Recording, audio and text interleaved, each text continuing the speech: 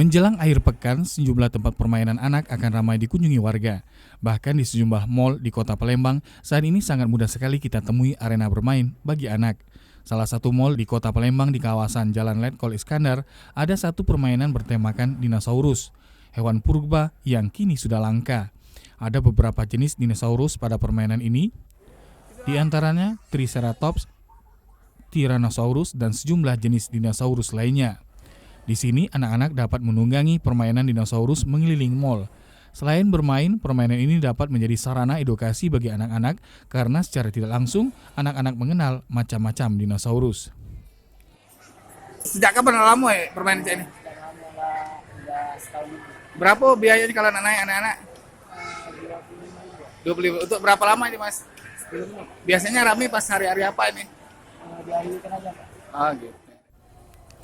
Untuk dapat bermain dengan permainan dinosaurus ini, pengunjung dikenakan biaya Rp25.000 dengan durasi selama 10 menit berkeliling mal. Tim Liputan TVRI Sumsel melaporkan.